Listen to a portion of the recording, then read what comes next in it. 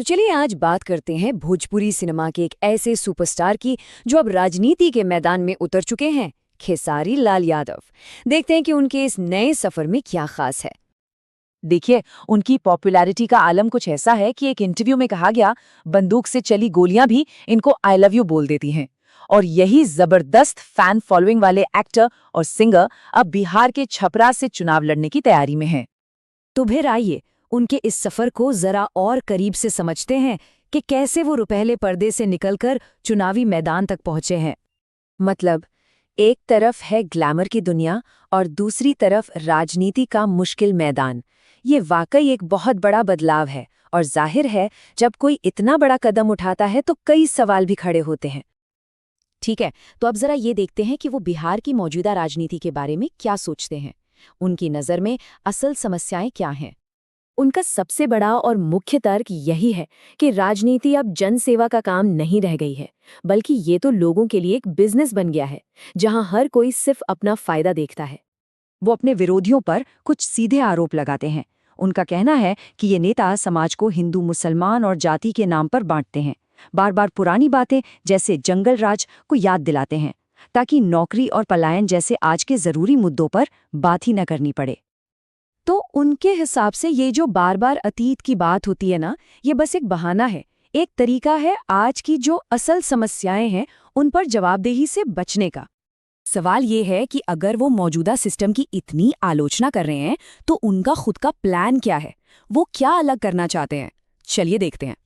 उन्होंने छपरा के लिए एक सीधा साधा 3 सूत्रीय प्लान सामने रखा है। पहला, शहर में पानी भरने की समस्या को खत्म करने के लिए ड्रेनेज सिस्टम ठीक करना।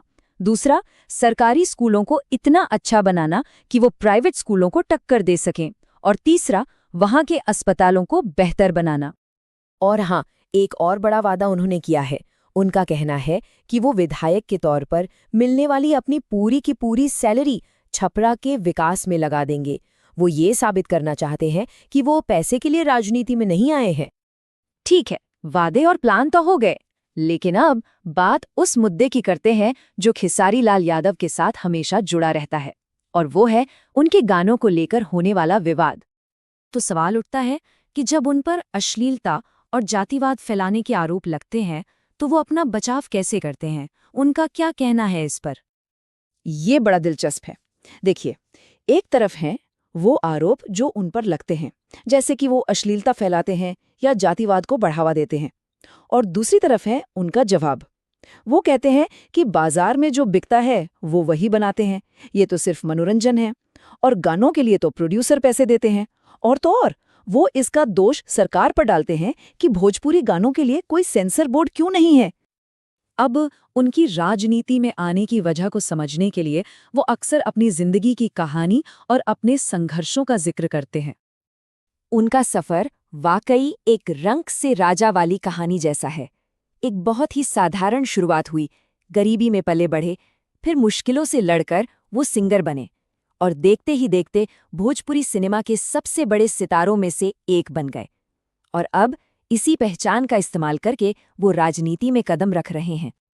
और वो खुद कहते हैं कि मैं गरीबी से निकला हूं, इसलिए मुझे पता है कि गरीबी का मतलब क्या होता है। मतलब वो अपनी पहचान अपनी जड़ों से जोड़ते हैं और कहते हैं कि वो लोगों का दर्द समझते हैं क्योंकि उन्होंने खुद वो दर्द महसूस किया है। तो उनके लिए राजनीति सिर्फ एक पद नहीं है, वो इसे एक शक्ति के तौर पर देखते हैं, एक ऐसी ताकत जिसके जरिए वो छपरा के लोगों की आवाज राज्य और देश के स्तर पर उठा सकें। तो आखिर में सवाल यही बचता है, क्या खेसारी लाल यादव वाकई में एक बदलाव ला पाएंगे या फिर वो भी एक और कलाकार ही साबित होंगे जो राजनीति में आए। अब इसका फैसला तो छपरा की जनता ही करेगी कि वो अपने सुपरस्टार पर भरोसा करती है या नहीं।